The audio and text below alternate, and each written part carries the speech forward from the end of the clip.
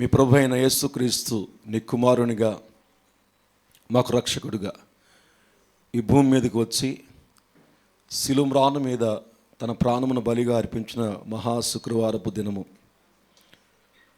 క్రైస్తవ ఆత్మీయ జీవితాల్లో ప్రభువా ఇది మాకు చాలా పరిశుద్ధమైన ప్రాముఖ్యమైన దినము.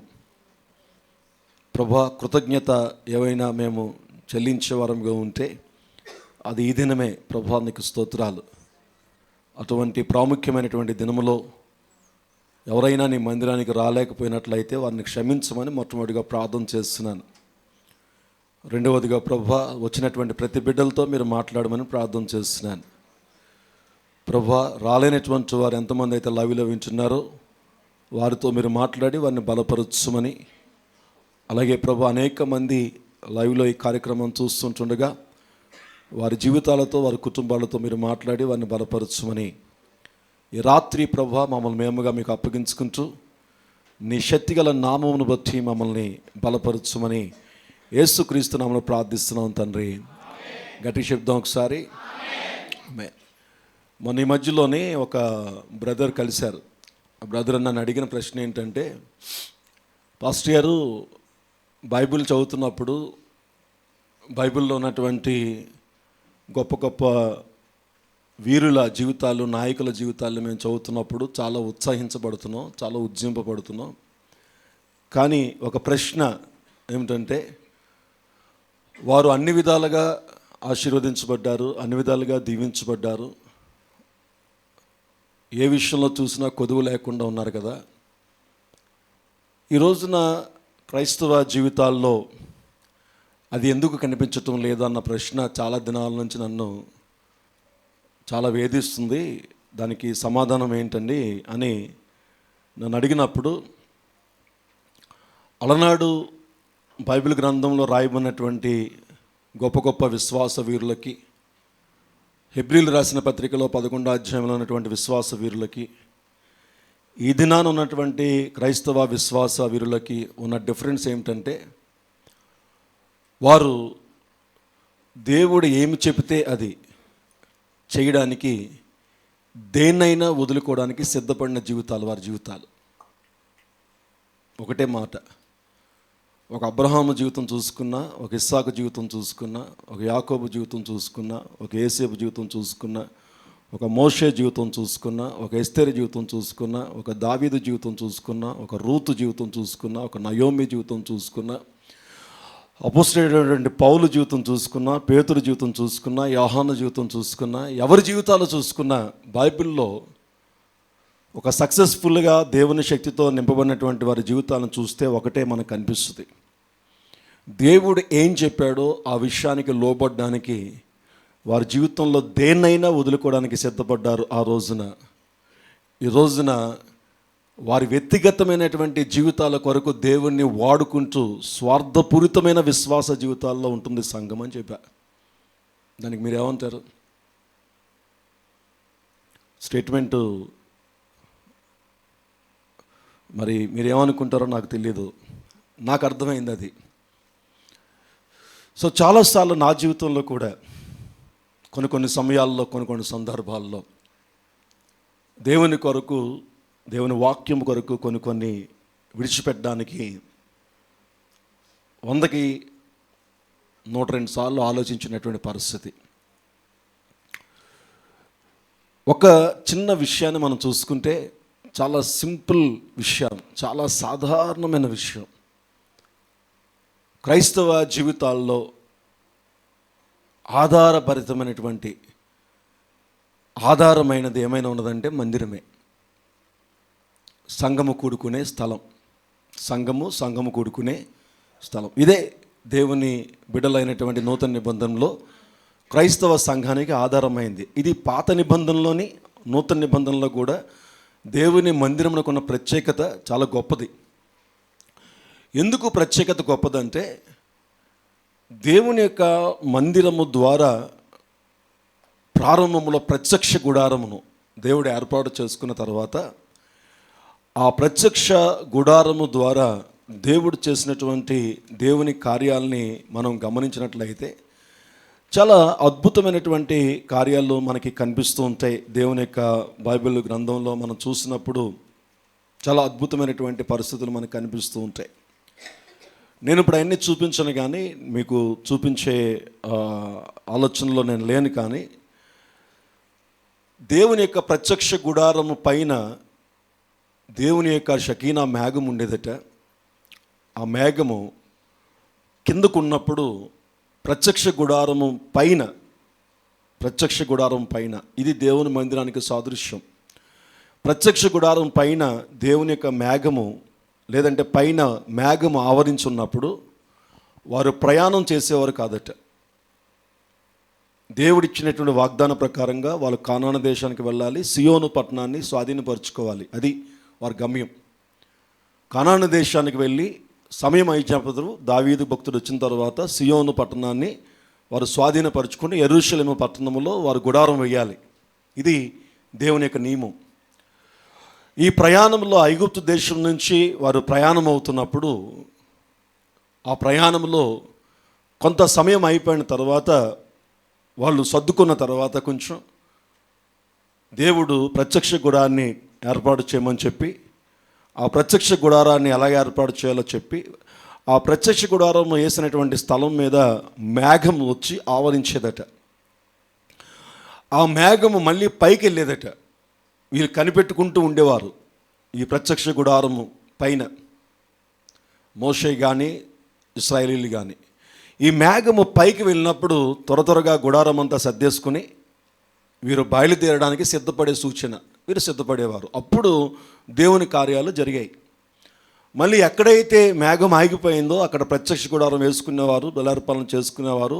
ఆ మేఘము కిందకు వచ్చినంత వరకు కూడా వారు అక్కడే ఉండేవారు. ఇది వారి ప్రయాణం. ప్రత్యక్ష గుడారం వచ్చిన తరువాత నాకు అర్థమైంది ఏంటంటే, దేవుని మందిరపు ఆవరణలో దేవుని బిడ్డల యొక్క ప్రయాణాన్ని దేవుడు తెలియజేస్తాడు. నీ ఇంటి దగ్గర తెలియచేయడానికి దేవుడు ఇష్టపడడు.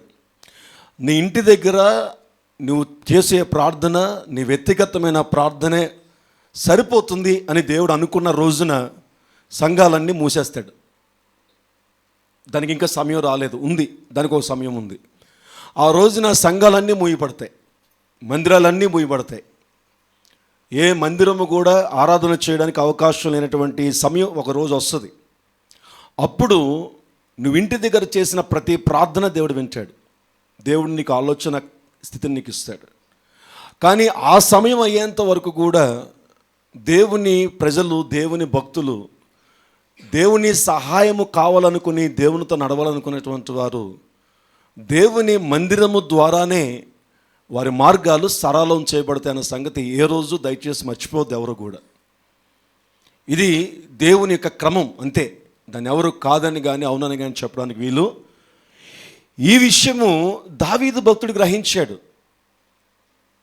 27వ కీర్తనలో చక్కటి మాట అంటాడు. మనకు బాగా తెలిసినటువంటి మాట అయినప్పటికీ నిజంగా అది ఆశ్చర్యకరమైనటువంటి విశ్వాసం. అది కీర్తన 27వ అధ్యాయంలో దావీదు భక్తుడు 4వ వచనం నుంచి మనం చూసినట్లయితే, యెహోవా యొద్ద ఎప్పుడు అడుగుతున్నాడంటే, శరీర మాంసము 2వ వచనంలో నా మీదకి వచ్చినప్పుడు తినుటకే దుష్టులు, అంటే భయంకరమైన శ్రమ తన మీదకి వచ్చినప్పుడు, నన్ను బాధించి శత్రువులు నా మీదకి వచ్చినప్పుడు. సిచ్యువేషన్ చూడండి ఒకసారి. తను ఎటువంటి సిచ్యువేషన్లో ఉన్నప్పుడు తను ఇంత గొప్ప విషయాన్ని అడుగుతున్నాడంటే, నన్ను బాధించి శత్రువులు నా మీదకి వచ్చినప్పుడు వారు తొట్టిల్లి కూలిరి, నాతో యుద్ధము చేయుటకు దండు దిగినను, నా హృదయము భయపడదు, నా మీదకి యుద్ధము రేగినను, దీనిలో నేను ధైర్యము విడవకుందును. ధైర్యముతో తను ఎదుర్కొంటున్నటువంటి దినాలు. అంటే ఒక విధంగా చెప్పాలంటే దేవునితో సెటిల్ అయిపోయాడు, దేవునితో స్టాండ్ అయిపోయాడు, దేవుని శక్తిని, దేవుని బలాన్ని పొందేసుకున్నటువంటి అనుభవంలోకి వెళ్ళిపోయాడు. భయం అంటే ఏంటో తనకు తెలియటం లేదు, ధైర్యమే తనకు తెలుస్తుంది. తన శరీర మాంసము తినడానికి వచ్చినటువంటి వ్యతిరేకమైనటువంటి శక్తులు ఎన్నొచ్చినా నిలబడే ఆత్మీయ స్థైర్యాన్ని దేవుని దగ్గర పొందేసుకున్నటువంటి సమయం. ఆ సమయంలో, ఆ సిచ్యువేషన్స్లో దేవుని దగ్గర ఒక వరం అడుగుతున్నాడట. ఏం అడుగుతున్నాడు? 4వ వచనంలో, యెహోవా యొద్ద ఒక వరం అడిగితిని, నేను దాన్ని వెతుకుచున్నాను. నేను అడిగాను, వెతుకుచున్నాను. I'm searching, I'm asking and I'm searching. నేను అడుగుతున్నాను, అడిగాను అండ్ వెతుకుతున్నాను అనే కంటే సెర్చింగ్ అంటే ఇంకా చాలా బాగుంటుంది. గూగుల్ సెర్చింగ్, మనకు కావాల్సినటువంటి సెర్చింగ్ చేస్తుంటాం కదా, వెతుకుతూ ఉంటాం. ఏంటి అది అంటే, యెహోవా ప్రసన్నతను చూచడానికి ఒకటి, నెంబర్ 1, ఆయన ప్రసన్నత, ఆయన శక్తి, ఆయన యొక్క వెలుగుని నేను కళ్ళారా చూడాలని నేను అనుభవిస్తున్నాను. ఆయన శక్తిని నేను పొందుకున్నాను, ఆయన బలాన్ని నేను పొందుకున్నాను. ఆయన నాకు ధైర్యాన్ని ఇచ్చేశాడు, నాకు బలాన్ని ఇచ్చేశాడు, రైట్. ఇప్పుడు నాకు ఉన్నటువంటి ఆశ ఏంటంటే, నేను ఆయన చూడాలని ఆశపడుతున్నాను. నా కళ్ళారా ఆయన చూడాలి. ఇంత బలాన్ని ఇచ్చినటువంటి నా దేవుణ్ణి, ఆయన ప్రసన్నతని నేను చూడాలి, విజువల్గా నేను చూడాలి. రోజు నా క్రైస్తవుడికి అది లేదు. దేవుని ప్రసన్నత దర్శనాల్ని పొందుకునే విధానం ఈ రోజున సంఘాల్లో లేవు. గట్టిగా అడిగితే, దేవుని ప్రసన్నతను మీరు చూడగలిగారా ఎప్పుడైనా దర్శనాల్లో అంటే, లేదండి అంటారు. లేదంటే ఇంతకుముందు మేము చూసేవాళ్ళం అండి అంటారు. ఏం చూస్తున్నారయ్యా అంటే, చీకటిని చూస్తున్నారు, దురాత్మను చూస్తున్నారు, శ్రమను చూస్తున్నారు, స్వార్థాన్ని చూస్తున్నారు. ఎప్పుడు చూసినా వారి జీవితాలను వెతుకుతున్నారు. వారి జీవితాల్లో ఎదుగుదల కొరకు వెతుకుతున్నాడే కానీ క్రైస్తవుడి రోజున దేవుని ప్రసన్నతను చూడాలనే ఆశ గుండెల మీద చేసుకుని చెప్పగలిగినటువంటి వాళ్ళు ఎంతమంది ఉండొచ్చు అంటారు మనలో మన మాట.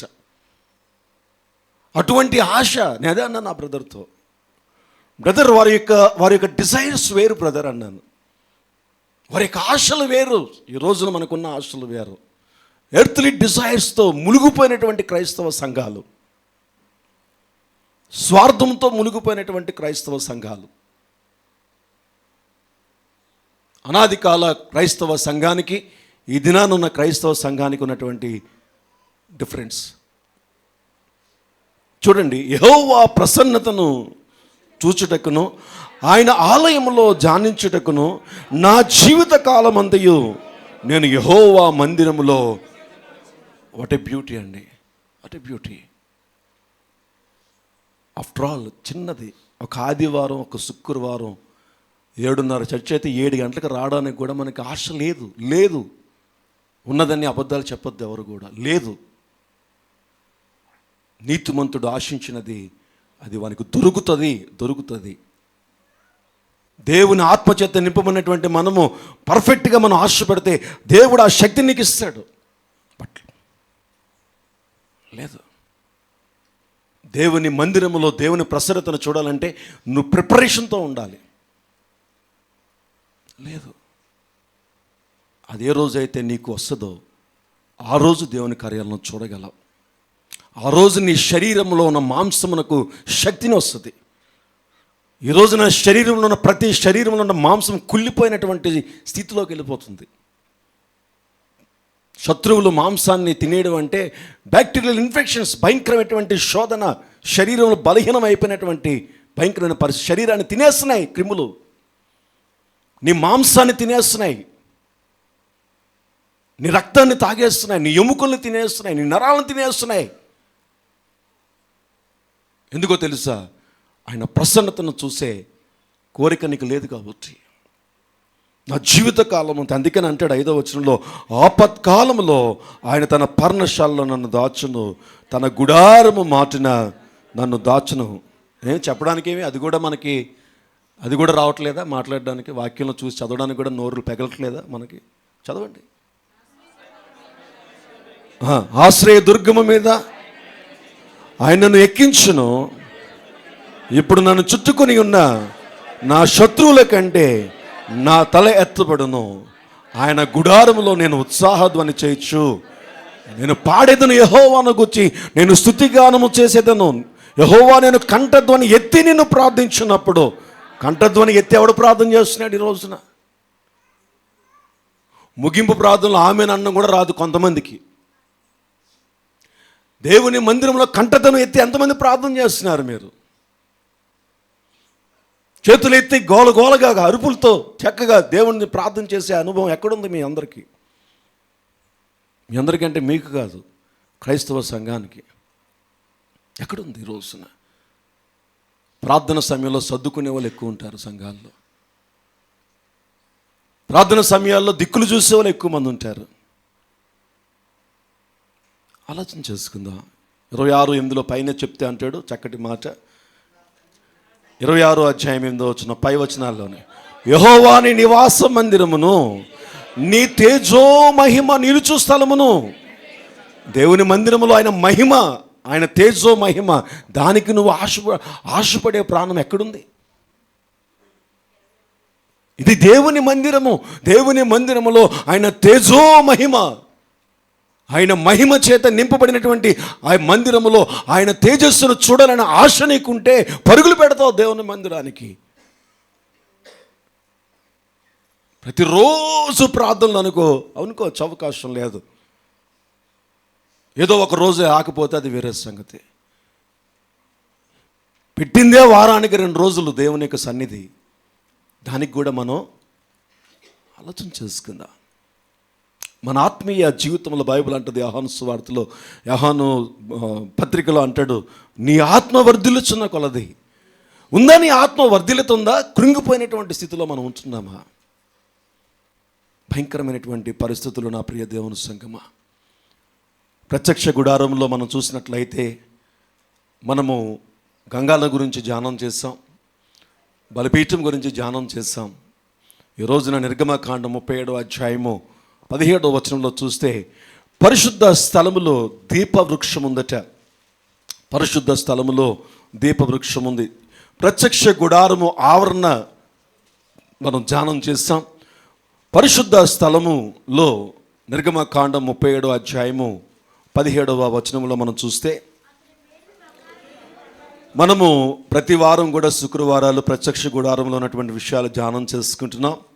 నేను ఇంతవరకు చెప్పింది ఈ ప్రాముఖ్యమైనటువంటి లేఖనాలకు వెళ్ళకముందు ఇంట్రడక్షన్, చిన్న ఒక అనుభవాన్ని మాత్రమే మీకు తెలియజేశాను, ఒక ఎక్స్పీరియన్స్ను మాత్రమే. ఇప్పుడు ప్రాముఖ్యమైన వాక్యంలోకి మనం వెళదాం. నిర్గమకాండం 37వ అధ్యాయము 17వ వచనం. అతడు మేలిమి బంగారముతో దీపవృక్షము చేశాను, ఆ దీపవృక్షమును, దాని ప్రకాండమును, దాని కొమ్మను నక్షీ పనిగా చేశాను, దాని కలసములు, మొగ్గలు, పువ్వులు ఏకాండమై ఉన్నవి. దీపవృక్షం యొక్క ఇరుపక్కల నుండి 3 కొమ్మలు, అట్లు దాని ప్రక్కల నుండి 6 కొమ్మలు బయలుదేరినవి. చాలండి. ఇక్కడ మనం చూసినట్లయితే మేలిమి బంగారుతో దీపవృక్షాన్ని చేసేట, దానికి 3 కొమ్మలు చొప్పున అటు ఇటు కలిపి 6, మధ్యలో ఉన్నటువంటిది ఒకటి, మొత్తం 7 కొమ్ములు దానికి ఉన్నాయి. ప్రతి దినము కూడా దాన్ని వెలిగిస్తూ ఉన్నటువంటి పరిస్థితి, దాన్ని ఆరిపోకుండా చూడవలసిన బాధ్యత యాజకునిది. ఈ రోజున పేతురు భక్తుడు అంటాడు, పరిశుద్ధులైన యాజక సమూహము అంటాడు, రాజులైన యాజక సమూహం. ఆ రోజు యాజకుడు ప్రత్యక్ష గుడారములో ఆరిపోకుండా చూడేసే దీపవృక్షము ఈ రోజున ప్రతి క్రైస్తవ విశ్వాసి కూడా ఆ యాజకత్వంలోకి తీసుకెళ్ళాడు దేవుడు. దీపవృక్షము దేవుని యొక్క వాక్యానికి సాదృశ్యముగా ఉంది. దీపవృక్షము దేవుని యొక్క వాక్యమునకు సాదృశ్యముగా ఉంది. ఎందుకంటే బైబిల్ అంటాడు, వెలుగట చీకట్లో ప్రకాశించుచున్నది, కానీ దాన్ని చూడండి. యోహాను భక్తుడు ఒక చక్కటి మాట మనకి చూద్దాం. యోహాను సువార్తలో మనం చూసినట్లయితే 1వ అధ్యాయము 1వ వచనం నుంచి మనం చూస్తే ఆ మాట మనకు కనిపిస్తుంది. ఆది యందు వాక్యము ఉండెను, వాక్యము దేవుడే యొద్ద ఉండెను, వాక్యము దేవుడై ఉండెను, ఆయన ఆది యందు దేవుని యొద్ద ఉండెను, సమస్తమును ఆయన మూలముగా కలిగెను, కలిగి ఉన్నదేది ఆయన కలిగి లేకుండా కలగలేదు. ఆయనలో జీవము ఉండెను, ఆ జీవము మనుషులకు వెలుగై ఉండెను, ఆ వెలుగు చీకటిలో ప్రకాశించుచున్నది, కానీ చీకటి దాన్ని గ్రహింపకుండేనో అని మాట్లాడుతున్నాడు. నా ప్రియ దేవుని సంగమా, ఆ వెలుగు వాక్యానికి సాదృశ్యము. ఈ వాక్యము ఆది యందు ఉంది. ఆ వాక్యమే దేవుడై ఉన్నాడు. ఆ వాక్యమే యేసుక్రీస్తు అయి ఉన్నాడు. క్రీస్తు సంబంధులుగా ఉండాలి అనుకున్నవారు, నేను క్రీస్తు సంబంధిగా ఉండాలనుకున్నవారు, క్రీస్తు నామములో ఉండాలి అనుకున్న వాళ్ళు దేవుని వాక్యములో ఉండాలి. అది వెలుగై ఉంది. మీరు లోకమునకు వెలుగై ఉన్నారు అంటే లోకములో వాక్యాన్ని పట్టుకున్న వారంగా ఉన్నారు. వాక్యము అనగా దేవుని యొక్క చిత్తము, దేవుని యొక్క ఉద్దేశాలు, దేవుని యొక్క వాక్కు దీపవృక్షమునకు సాదృశ్యంగా మనకు కనబడుతుంది. 1 కొరింథీయులు రాసిన పత్రిక 2వ అధ్యాయంలో కూడా ఒక మాటని మనం చూసుకొని ప్రాముఖ్యమైన అంశాల్లోకి మనం వెళ్ళిపోదాం. 1 కొరింథీయులు రాసిన పత్రిక 2వ అధ్యాయంలో కూడా మనం చూస్తే 4వ వచనము నుంచి జాగ్రత్తగా చూస్తే, చెప్పాలి గట్టి మామూలుగా, మీ విశ్వాసము మనుష్యుల జ్ఞానమును ఆధారము చేసుకొనక దేవుని శక్తిని ఆధారము చేసుకుని ఉండవలనని నేను మాట్లాడినను, సువార్త ప్రకటించినను, జ్ఞానయుక్తమైన తీయని మాటలను వినియోగింపక పరిశుద్ధాత్మయు దేవుని శక్తియు కనపరచు దృష్టాంతములనే జాగ్రత్త గమనించాలి. దేవుని శక్తిని నింపేది మనుషుని జ్ఞానము కాదు, దేవుని జ్ఞానం. విశ్వాసానికి ఆధారమైనటువంటి దేవుని యొక్క వాక్యం. విశ్వాసము ద్వారా దేవుని శక్తిని మనం అనుభవించాలంటే విశ్వాసం యొక్క ఆధారమే దేవుని యొక్క వాక్యము. వినుట వలన వినుట క్రీస్తుని గూర్చిన. సో దేవుని యొక్క వాక్కు నీకు విశ్వాసాన్ని ఇస్తుంది. ఆ వాక్కు నీకు దేవుని శక్తి చేత నిన్ను నింపడానికి మార్గము సరళము చేస్తుంది. ఇది దీపవృక్షం యొక్క స్థితి. ఈ వాక్యము నీకు ఎక్కడ దొరుకుతుందంటే మందిరంలోనే దొరుకుతుంది. అది ప్రత్యక్ష గుడారంలో పెట్టాడు, తీసుకుని వెళ్ళి ఇళ్లల్లో పెట్టుకోలే. ఇశ్రాయేల్ అందరినీ కూడా ఒక్కొక్కరు ఒక్కొక్క దీపవృక్షం తయారు చేసుకుని మీ ఇంట్లో పెట్టుకోండి అని చెప్పలేదు. మీరందరూ కలిసి ప్రత్యక్ష గుడారంలో ఒక దీపవృక్షం పెట్టాలి, అందరూ వేసుకోండి, ధనాన్ని వేసుకోండి, బంగారం చేసుకురండి, తయారు చేయండి, మీరందరి తరపున మందిరములో ఆ దీపవృక్షం పెట్టాలి. యాజకుడు అది ఆరిపోకుండా చూడాలి. ఈరోజు నా ప్రియ దేవుని సంగమా, దేవుని యొక్క వాక్యము, దేవుని యొక్క గొప్ప కార్యాలు చూడడానికి ఈ చీకటికి సంబంధించిన లోకములో, ఏ లోకంలో? చీకటి పాపానికి సాదృశ్యం, చీకటి అపవాదికి సాదృశ్యం, చీకటి దేవునికి విరోధానికి సాదృశ్యం, విరోధమైనటువంటి దానికి సాదృశ్యం. దేవునికి వ్యతిరేకమైన కార్యాలు జరిగించే ఈ లోకములో, దుష్టత్వం పెరిగిపోతున్నటువంటి లోకములో, మనిషి జీవించడానికి ఆధారము కనిపించినటువంటి లోకములో నువ్వు పైకి ఎదగాలంటే ఎదగడానికి అవకాశం ఉన్నప్పటికీ కూడా నేను కిందకి లాగేసే భయంకరమైనటువంటి లోకంలో, ఈ చీకటిలో ఒక వెలుగుగా జీవించే శక్తి దేవుడు తన వాక్కులో పెట్టి ఆ వాక్కు ద్వారా నీకు విశ్వాసాన్ని ఇస్తున్నాడు. ఈ వాక్యము ఏం చేస్తుందంటే నీకు మార్గాన్ని సరళము చేస్తుంది. అదే అంటాడు కీర్తనకారుడు 119వ కీర్తనలో చక్కటి మాట అంటాడు. 105వ వచనంలో మనం చూస్తే, చూడకుండా చెప్పగలరేమో అనుకున్నాను నేను చాలామంది. సరే వద్దులేండి, పర్లేదు, చదవండి, తీయండి. అందరూ తీయండి. 119వ కీర్తన 105వ వచనం చెప్పండి, గట్టి చెప్పండి, రెడీ. నీ వాక్యము నా పాదములకు దీపము, అది నా త్రోవలకు వెలుగై ఉన్నది. చాలా బాగుంది, కానీ ఉందా? దేవుని మందిరమునకు ఎందుకు రావాలంటే దేవుని మందిరంలో పుష్కలమైన వాక్యం ఉంటుంది. దేవుడు మాట్లాడతాడు. దేవుడు మాట్లాడే స్థలము దేవుని మందిరము, దేవుని తేజస్సు నిలబడే స్థలము దేవుని మందిరము. వ్యక్తిగతంగా లోకములో నువ్వు వెళుతున్నటువంటి జీవన విధానంలో నీకు మార్గాల్ని తెరిచేది వాక్యమైతే ఆ వాక్యము దొరికే స్థలమే దేవుని మందిరమై ఉన్నది. ఒక రోజున ఒక దినాన దేవుడు అనుకున్నాడట, లోకమంతా చీకటితో ఉంది, మనుషులందరూ కూడా చీకటితో నిండిపోయి ఉన్నారు అని పశ్చాత్తాపడ్డాడట. నేను నరుని సృష్టించినందుకు చింతపడుతున్నాను, బాధపడుతున్నాను అని అనుకుని, లేదు ఇంకా నేను చేతితో సృష్టించిన సృష్టి అంతటిని కూడా తీసేయాలి అని ఆది కాండములో ఒక రోజున అనుకున్నాడట, 6వ అధ్యాయంలో అనుకుని చూస్తే ఆయన మళ్ళీ ఎంత కోప్పడతాడో అంత శాంతపూర్ణుడు. లేదు అందరినీ నాశనం చేయడం కాదు, ఎవరైనా ఒకరైనా దొరుకుతారు కదా, ఇన్ని లక్షల మందిలో ఇంతమందిలో ఒకరైనా దొరక్కపోతాడా అని చూసాడట. ఎవరు కనిపించాడంటే నోవాహు కనిపించాడు. నోవాహు జీవితాన్ని మనం చూస్తే ఒకసారి 6వ అధ్యాయము 22వ వచనంలో మనం చూస్తే, ఆది కాండము 6వ అధ్యాయము 22వ వచనంలో చూస్తే, నోవాహు అట్లు చేశాను, దేవుడు అతనికి ఆజ్ఞాపించిన ప్రకారము చేశానంటే పర్లేదు అలా చెప్పలేదు. దేవుడు తనకు ఆజ్ఞాపించిన ప్రకారము యావత్తు చేశాను. అది నోవాహు కుటుంబం రక్షించబడడం గల కారణం. వెలుగు చీకటి నీ జీవితాన్ని పాడు చేస్తున్నప్పుడు, లోకంలో చీకటి ఉంది, నీ బ్రతుకు లోకంలోంచి వెళ్ళాలి, సమాజంలోనే వెళ్ళాలి. లోకము చీకటి, దుష్టత్వము, అపవాది చేత నింపబడినటువంటి లోకంలో నువ్వు బ్రతకడం కష్టం. నీ ఆశ, నీ ఆలోచన, నీ కుటుంబంలో యొక్క సంతోషము, సమాధానము 24/7 తీసేయడానికి ప్రయత్నాలు జరుగుతున్నటువంటి లోకంలో నువ్వు ఉన్నావు. ఎవరి ప్రయత్నం చేస్తున్నారు? ఎవరు నీ జీవితాన్ని నాశనం చేయడానికి ప్రయత్నం చేస్తున్నారు?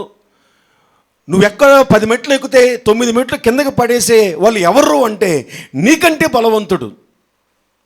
గమనించాలి, నీకంటే బలవంతుడు, నువ్వు ఎదిరించలేని బలవంతుడు, నీ శక్తికి మించిన బలవంతుడు, నీ జ్ఞానానికి మించిన బలవంతుడు. వాడి జ్ఞానం ముందు నీ జ్ఞానం పనిచేయదు. వాడి పేరు అపవాది అని, సాతానుడు అని పేరు. వాడు లోకాధికారి అని బైబిల్ చెప్తుంది. వాడు లోకాధికారి. ఈ లోకాధికారిలో నువ్వు జీవించలేకపోతున్నావు కాబట్టి దేవుడు నీకు యేసయ్య రక్తంతో నిన్ను రక్షించుకొని పోషించి నీకు ఒక మందిరాన్ని, వాక్యాన్ని ఇచ్చాడు.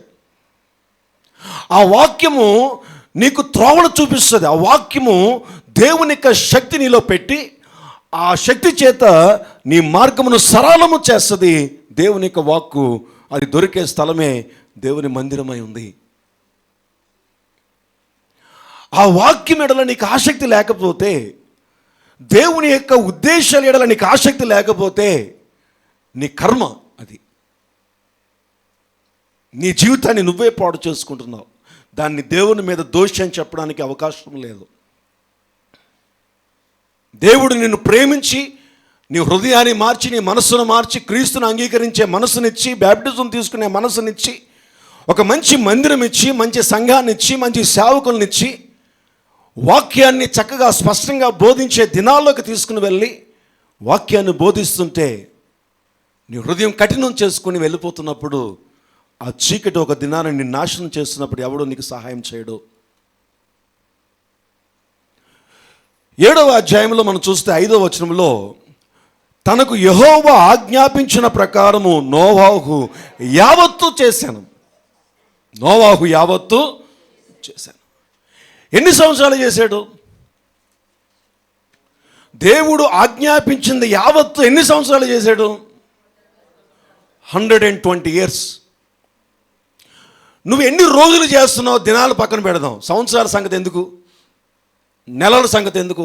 ఎన్ని రోజులు నువ్వు దేవుని వాక్య ప్రకారంగా జీవించడానికి డిసైడ్ చేసుకుని వెళ్ళగలుగుతున్నావు? నువ్వు ఒక విషయం చెప్పమంటారా, ఈరోజు నీకున్న పరిస్థితులు కూడా ఆ రోజు నోవాహుకు లేవు. ఇంతకన్నా దరిద్రమైన రోజులు ఆ రోజులు ఇంకా రాలేదు. ఆ రోజులు మనకి ఇంకా ఎప్పుడు వస్తాయట? క్రీస్తు రాకడ సిద్ధమవుతున్నటువంటి దినాల్లో వస్తాయట ఆ రోజులు. నోవాహు దినాల్లో, లోతు దినాల వలె నువ్వు చూసినప్పుడు అంటాడు, ఇంకా ఆ రోజులు రాలేదు, వస్తూ ఉన్నాయి, సూచనలు కనిపిస్తున్నాయి మనకు అక్కడక్కడ. అంత దరిద్రమైన రోజుల్లోకి ఇంకా వెళ్ళలేదు మనం. అంత భయంకరమైనటువంటి స్థితిలో ఉన్నాడు నోవాహు ఆ సమయంలో. ఇలాగా యాజకులు లేరు, ప్రవక్తలు లేరు, సేవకులు లేరు, సంఘాలు లేరు, మోటివేషన్ స్పీకర్స్ లేరు, సపోర్టర్స్ లేరు, నోబడి ఎవరు లేరు తనకి. ఈరోజు ఇంకా నువ్వు పడిపోతే లేపడానికి పరిశుద్ధాత్మ దేవుడు ఉన్నాడు, సేవకులు ఉన్నారు. ఏమా ఎలాగున్నావు ఏంటి అని పలకరించడానికి ఒక సేవకుడు అనేవాడు ఉన్నాడు నీకు. నీ కొరకు రాత్రి పగలు ప్రార్థించే సేవకులు ఉన్నారు ఈరోజు నీకు. నిన్ను కనిపెట్టుకుని కంటికి రెప్పలాగా ఆత్మలో పడిపోకుండా నిన్ను కాచే సేవకులు ఉన్నారు ఈరోజు నీకు.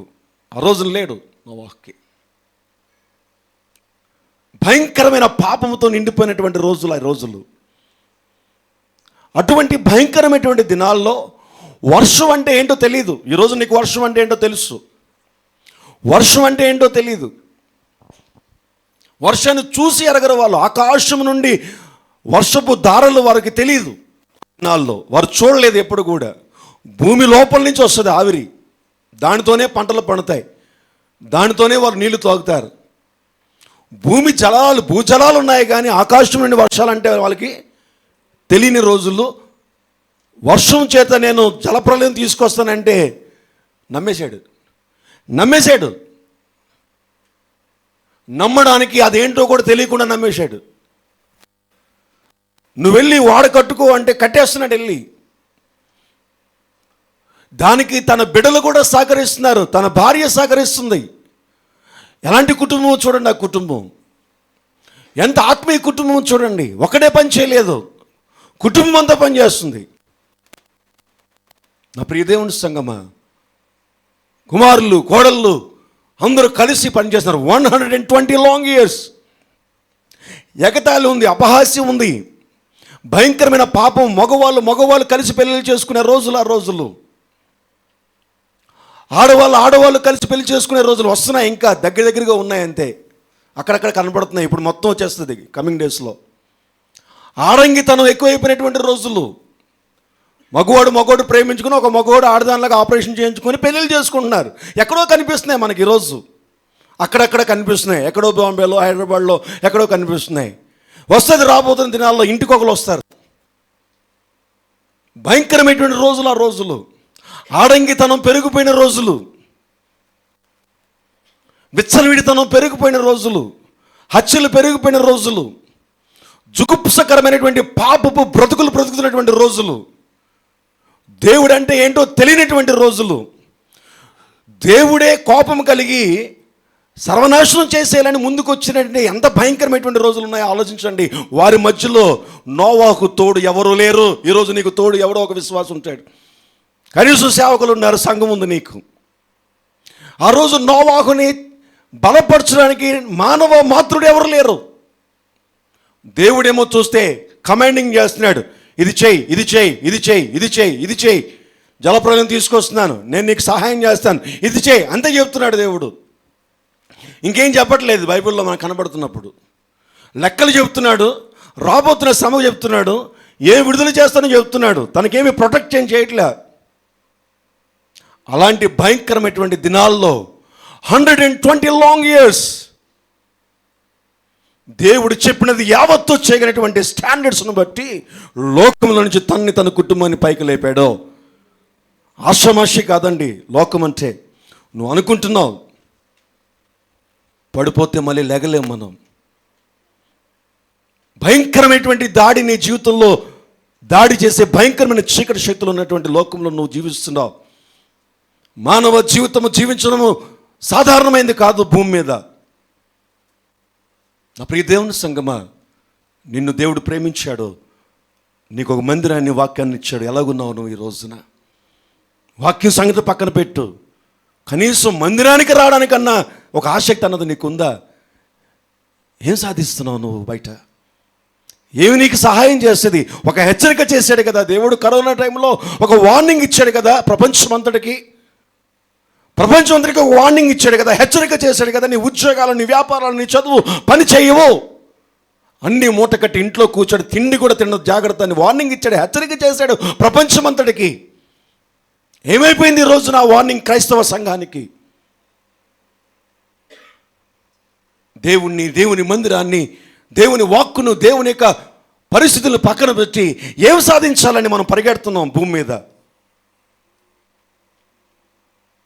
నీకున్నటువంటి ఆ ఉద్యోగ వ్యాపారాలు నీ బ్రతుకుని కాపాడుతాయని విశ్వాసంలోంచి బయటికి రావా నువ్వు?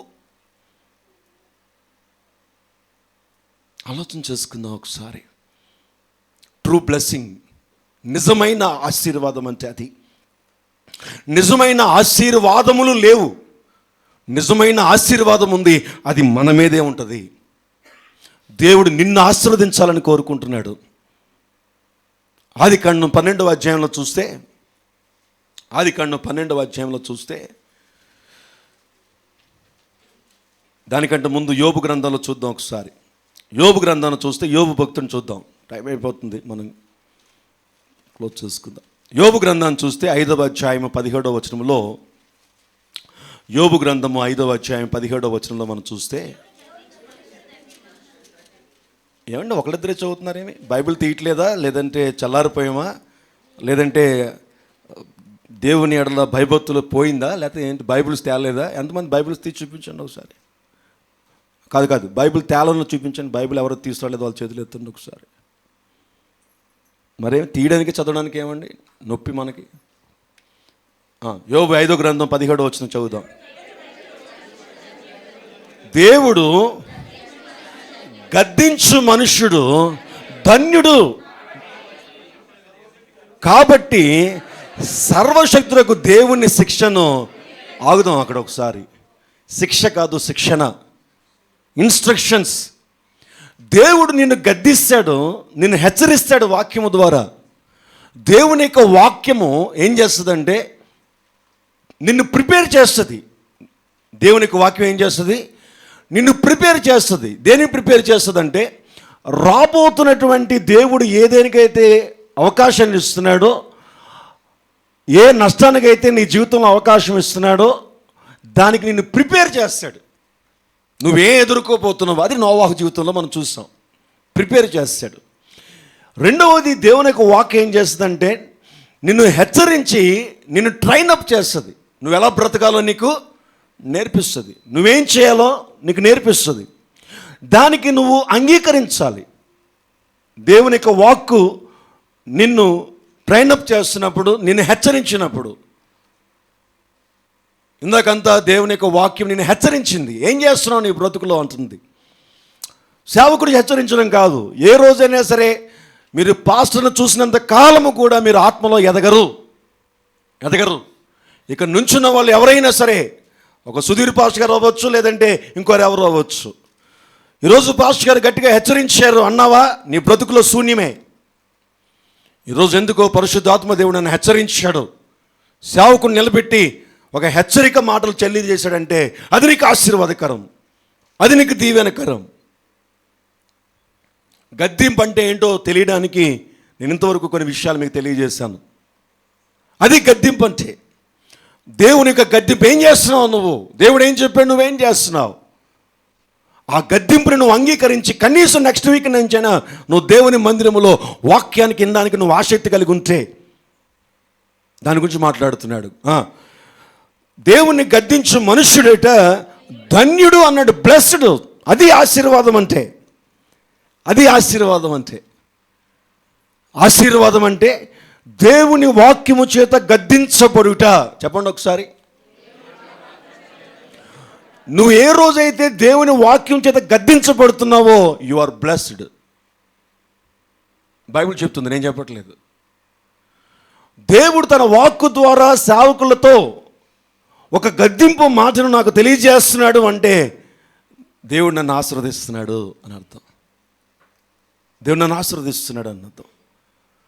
ఎప్పుడైతే ఆ గద్దింపుకు లోబడి ఆ శిక్షను తృణీకరించకుండా, సెకండ్ లైన్లో చెప్తాడు అది, ఆ గద్దింపును లేదంటే ఆ ట్రైనింగ్ని లేదంటే ఆ వాక్యమును తృణీకరించకుండా నువ్వు దాన్ని స్వాధీనపరుచుకుని, అమ్మో మందిరములో దేవుని ప్రసన్నతను నేను చూడటం లేదు కదా, మందిరములో ఆరాధన చేస్తున్నప్పుడు దేవుని దర్శనాలు నాకు ఎప్పుడు కనిపించట్లేదు కదా, దానికి నా యొక్క ఆత్మీయ వెనకబోటుతనమే, ఇంతకు ముందే దేవుని యొక్క వాక్యం మందిరాల గురించి మాట్లాడుతున్నప్పుడు 2 రోజుల ముందు నుంచి ప్రిపేర్ అవ్వమంటున్నాడు. నేను బుధవారం నుంచి ప్రిపేర్ అవ్వాలి కదా శుక్రవారం కొరకు. నిజంగా ప్రిపేర్ అవుతే నేను 7 గంటలకి 6:30కి వచ్చి కూర్చుంటాను కదా అనేటువంటి ఒక ఆలోచన మీకు ఏ రోజైతే వస్తుందో ఆ రోజు నుంచి ఈ ఆశీర్వాదాలు వస్తాయి. ఏంటో తెలుసా? ఆ ఆశీర్వాదము ఎలాగుంటుందంటే, నీ జీవితంలో ఎక్కడైతే నువ్వు గాయపరచబడ్డావో అక్కడ దేవుడే గాయముని కట్టేస్తాడు. ట్రూ బ్లెస్సింగ్ గురించి నేను మాట్లాడుతున్నాను. నిజమైన ఆశీర్వాదం అంటే ఏంటో నేను చెప్తున్నాను. గడిచిన కొన్ని వారాల నుంచి ట్రూ బ్లెస్సింగ్స్ గురించి మాట్లాడుతున్నాం మనం. నిజమైన ఆశీర్వాదములు అంటే కారు, ఇల్లు, స్థలాలు, భూములు, ఫ్రిడ్జు, టీవీ, ఇవి నిజమైన ఆశీర్వాదాలంటే, ఆశీర్వాదములంటే, భూ సంబంధమైన ఆశీర్వాదాలంటే. కానీ దేవుని దృష్టిలో ఆశీర్వాదం అంటే ఏంటంటే, నువ్వు ఆశీర్వదించబడ్డావో లేదో నువ్వు చూసుకోవాలి. నేను దీవించబడ్డానా, నేను ఆశీర్వదించబడ్డానా? నేను ఆశీర్వదించబడ్డం అంటే ఏంటంటే, ఎక్కడైతే నేను గాయపరచబడ్డానో అక్కడే నా దేవుడు నాకు గాయమునకు కట్టేస్తాడు. ఎవరు అక్కర్లేదు, నోబడి. ఎవరు నా గాయానికి పోతు పూయక్కర్లేదు, ఎవరు వచ్చి నాకు సహాయము చేయక్కర్లేదు. ఎక్కడైతే నేను గాయపరచబడ్డానో అక్కడే నా గాయమునకు కట్టబడుతుంది. అది బ్లెస్సింగ్ యొక్క అద్భుతమైనటువంటి సంఘటన. అది ఆశీర్వాదమునకు అద్భుతమైనటువంటి సూచన. ఇఫ్ యు ఆర్ బ్లెస్డ్, నేను ఆశీర్వదించబడ్డాను ఎలా తెలుస్తుంది? 2 ఎకరాల పొలం ఉంది, నో, దేవుని ఎరగని వాడికి కూడా ఉంది. నేను ఆశీర్వదించబడ్డాను, మొన్న 2 కార్లు కొన్నాను, ఇప్పుడు 3వ కారు కొన్నాను, నో, అది దేవుని ఎరగని వాడికి కూడా ఉంది. నేను మొన్నటి వరకు చాలా శరీరం బలహీనంగా ఉంది, ఇప్పుడు స్వస్థపరచబడ్డాను, దేవుని ఎరగని వాడు కూడా స్వస్థపరచబడుతున్నాడు. ఇవేమీ కాదు, దీనికంటే ప్రాముఖ్యమైనది, ఘనమైనది ఏదో ఉంది. దేవుడు నిన్ను ఆశీర్వదించాడు అంటే ఎక్కడైతే నువ్వు గాయపరచబడ్డావో అక్కడే గాయమునకు కట్టబడతాయి. 19వ వచనం, 6 బాధల్లో నుంచి ఆయన నిన్ను విడిపించును. 7 బాధలు కలిగిన నీకు చెప్పాలి గట్టిగా ఒకసారి, నీకు ఏ కీడును తగులదు. అది ధన్యత గురించి మాట్లాడుతున్నాడు. దేవుని గద్దింపుకు లోబడి, దేవునికి వాక్యానికి లోబడి, దేవునికి వాక్యము నిన్ను క్రమపరుస్తున్నప్పుడు, నిన్ను ట్రైన్ అప్ చేస్తున్నప్పుడు, నీకు శిక్షణ ఇస్తున్నప్పుడు, నేను గద్దిస్తున్నప్పుడు, దాన్ని తృణీకరించకుండా నువ్వు అంగీకరించే విధానంలో దేవుని మందిరంలో కానీ నువ్వు కట్టబడితే, ఎక్కడైతే నీకు గాయాలు తగిలినాయో దేవుడు అక్కడే నీ గాయాన్ని కట్టేస్తాడు. ఎన్ని బాధలు నీ మీదకి వచ్చినా ఆ బాధల ద్వారా వచ్చే కీడైతే నీకు తగలనివ్వడు. 20వ వచనం, క్షామకాలమున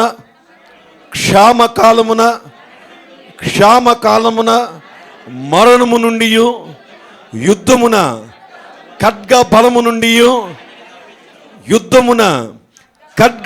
నుండి ఆయన నిన్ను తప్పించును. జాగ్రత్త గమనించాలి. యుద్ధమును స్టాప్ చేస్తానని చెప్పట్లేదు ఆశీర్వాదంలో. దేవుని యొక్క ఆశీర్వాదం పొందుకున్న వాడికి యుద్ధం ఉంటుంది. ఎలాంటి యుద్ధం ఉంటుందంటే, క్షామకాలమున మరణకరమైన యుద్ధము. ఎటువంటి యుద్ధము? క్షామం అంటే భయంకరమైన కరువు, మరణకరమైనటువంటి సమస్యలను అల్లాడిపోతూ ఉన్నప్పుడు ఆ యుద్ధములో ఆయన నిన్ను తప్పించేస్తాడు. ఆ కీడు తగలకుండా ఆయన నీకు సహాయం చేస్తాడు. If you are blessed. ఒక మాట, ఆశీర్వదించబడ్డావా ఒక క్రైస్తవుడుగా? ఏం చూసి అపవాది చాలా నాగ్గా, చాలా కుతంత్రాల కంటే క్రైస్తవుడికి విశ్వాస జీవితాన్ని మార్చేశాడు. బ్లెస్సింగ్ అంటే అప్పులు తీరిపోవడం, బ్లెస్సింగ్ అంటే స్థలాలు కొనుక్కోవడం, బ్లెస్సింగ్ అంటే ఇల్లు కొనుక్కోవడం, బ్లెస్సింగ్ అంటే ఇక్కడి నుంచి ఏదో వచ్చింది, కార్లు మార్చేయడం, కొత్త కార్లు కొనుక్కోవడం. ఇంకా పెద్ద కార్లు కొనుక్కోవడం, ఇంకా పెద్ద కార్లు కొనుక్కోవడం, ఇంకా ఎక్కువ కొనుక్కోవడం. దేవుని యొక్క ఆశీర్వాదం అంటే మనమే. మనల్ని మనంతో దేవుడు కలిసి ఉండుట నిజమైన ఆశీర్వాదకరం. The true blessing. నువ్వు దేవుడు ఐక్యమైపోయేది నిజమైన ఆశీర్వాదం. నువ్వు వేరు దేవుడు వేరు ఉన్నంత వరకు నువ్వు ఇంకా ధన్యుడు కాదు. నువ్వు ఇంకా దేవుని యొక్క ఆశీర్వాదంలో నువ్వు రాలేదు. నిజమైన ఆశీర్వాదము దేవుడు నువ్వు ఒకటైపోతావు. అందుకనే ఆయన చిత్తమే నీ చిత్తం అయిపోతుంది, నీ చిత్తమే ఆయన చిత్తం అయిపోతుంది. ఆయన వాక్యే నీ వాక్ అయిపోతుంది, నీ వాక్యే ఆయన వాక్ అయిపోతుంది. ఆయన ఇష్టమే నీ ఇష్టంగా మారిపోతుంది. రెండు ఇష్టాలు ఉండవు నీ జీవితంలో, రెండు ఇష్టాలు ఉండవు. నీ ఇష్టము దేవుని ఇష్టం రెండు ఉండవు. ఒకటే ఇష్టం, ఏంటంటే దేవుని ఇష్టం. True blessing. అందులోంచి ఏమంటాడంటే 7 బాధలు కలిగిన నీకు కీడుకు తగలదు, క్షామకాలమున మరణము నుండి యుద్ధమున ఖడ్గ బలము నుండి ఆయన నిన్ను తప్పించును. 21వ వచనం అద్భుతమైన మాట మాట్లాడతాడు. నోటి మాటల చేత కలుగు నొప్పి. ఈ రోజున అదే బాధ మనిషికి. ఏమన్నా మర్చిపోతావు కానీ ఆ అక్క చెప్పిన మాట మాత్రం మర్చిపోవు. ఎప్పుడో పెళ్ళైన కొత్తలో నీ అత్త మాట్లాడింది, ఎప్పుడో పెళ్ళైన కొత్తలో నీ మామగారు మాట్లాడారు, ఎప్పుడో పెళ్ళైన కొత్తలో నీ భర్త మాట్లాడాడు, ఎప్పుడో పెళ్ళైన కొత్తలో నీ భార్య మాట్లాడింది, ఎప్పుడో మ్యారేజ్ అయిన కొత్తలో. ఈరోజు కూడా 30 సంవత్సరాలు అయిపోయినా, 40 సంవత్సరాలు అయిపోయినా, 20 సంవత్సరాలు అయిపోయినా నువ్వు ఆ రోజు అన్నావు ఇంకా నా హృదయం గాయం తగ్గలేదంటే నువ్వు బ్లెస్డ్ అంటావా? నువ్వు ఆశీర్వదించబడ్డావా? దేవుని చేత ఆశీర్వదించబడిన క్రైస్తవత్వం. ఎందుకు వచ్చిన క్రైస్తవత్వం నీకు? దేవుని చేత ఆశీర్వదించబడ్డానికి కదా నిన్ను పిలిచాడు. ఆదికాండములో అంటాడు, యెహోవా వారిని ఆశీర్వదించను ఎట్లనగా వారు ఫలించి అభివృద్ధి పొంది వారు ఏలుబడి చేసి స్వాధీనపరచుకోవాలి. ఇది దేవునికి ఉద్దేశము. దేవుని చేత ఆశీర్వదించబడ్డానికి దేవుడు తన ప్రజలను ఎన్నుకున్నాడు. ఆ ఆశీర్వాదం ఏంటో ఈ రోజున తెలియకుండా అపవాది వంకర మార్గంలో ఆశీర్వాదాలు చూపిస్తున్నాడు. ద ట్రూ బ్లెస్సింగ్, నిజమైన ఆశీర్వాదం అంటే ఏమిటంటే దేవునికి వాక్యం చెప్తుంది, నోటి మాటల చేత కలుగు నొప్పి తగలకుండా ఆయన నిన్ను చాటు చేస్తాడు. ఉందా నీ హృదయం అలాగా? ఉందా? 10 సంవత్సరాల క్రితం మాట్లాడారు కదా వాళ్ళు, ఇంకా గాయం మానలేదా? సిగ్గుండాలి ఆత్మీయ జీవితంలో, పౌరుషం ఉండాలి ఆత్మీయ జీవితంలో, రోషం ఉండాలి ఆత్మీయ జీవితంలో. ఎంతకాలం నేను దేవునితో ఉంటున్నాను, యేసయ్య గొప్ప దేవుడు అని చెప్పుకుంటూ తిరగడం కాదు. నువ్వు అనుభవిస్తున్నావా ఆ ఆశీర్వాదాన్ని? క్రీస్తు ద్వారా సమస్తమైనటువంటి ఆత్మ సంబంధమైన ఆశీర్వాదాలు క్రీస్తులో నిక్షిప్తమై ఉన్నాయి. ఆ క్రీస్తును నువ్వు వెంబడిస్తున్నావు, ఆ క్రీస్తును నువ్వు అంగీకరించావు. ఆ ప్రభువైన యేసు క్రీస్తు ద్వారా నువ్వు ఆశీర్వదించబడితే నిజమైన ఆశీర్వాదం అంటే నీ అప్పులు తీరిపోవడం కాదు. నీ హృదయం గాయపడింది చూసావా, నీ మనసు గాయపడింది చూసావా, చిటికేస్తే పోతుంది ఆ గాయం. ధైర్యంగా చెప్పగలవు ఈరోజు నువ్వు? ఎప్పుడో ఎవరో అన్న మాట నీకు నీ హృదయాన్ని ఎందుకు ఇంకా చాలామందితో నువ్వు మాట్లాడటం లేదు? ఎందుకు ఇంకా చాలామందితో నువ్వు సరైన సంబంధాలు పెట్టుకోవటం లేదు? నీ రక్త సంబంధికులను కూడా ఎందుకు నువ్వు దూరం పెడుతున్నావు? చాలాసార్లు నీ హృదయంలో కలిగిన వివేచన వేరు, గాయంతో దూరం చేయడం వేరు, రెండు వేరు. నీ హృదయంలో కలిగినటువంటి గాయం మానకుండా వారిని శత్రువులుగా చూడడం వేరు, కొంతమందిని దూరం పెట్టడం మంచిదని వివేచనతో చూడడం వేరు. రెండు వేరు, రెండు ఒకటి కాదు. దుష్టులకు దూరంగా ఉండు, అపహాసులకు దూరంగా ఉండి బైబిల్ చెప్తుంది. దుష్టులు ఆలోచించప్పుడు నడవక, అపహాసులు కూర్చుండే చోట కూర్చుండక, అది వేరు, అది వివేచన జ్ఞానం. కానీ నువ్వు దూరం పెట్టగల కారణం వాళ్ళంటే అసహించుకోవడం గల కారణం వాళ్ళు దుష్టులనా, నీ హృదయం గాయం చేశారనా? చెప్పాలి ఒకసారి. మరి ఆ గాయం ఇంకా నీ దగ్గర ఉంటే నువ్వు ఆశీర్వదించబడ్డావు అనుకోవచ్చా? మరి ఇక్కడ బైబిల్లో దేవుడు గద్దించు మనుష్యుడు ధన్యుడు అని బైబిల్ క్లియర్ చేస్తుంది, డిక్లేర్ చేస్తుంది. ఇది తప్ప అంటే గద్దింపుకి మనం లోబట్టం లేదంటామా ఈ రోజున? Yes, yes. గద్దింపు, దేవునికి వాక్యం గద్దిస్తుంది, హెచ్చరిస్తుంది, ఖండిస్తుంది, నీతిలో నీకు శిక్షణ ఇస్తుంది.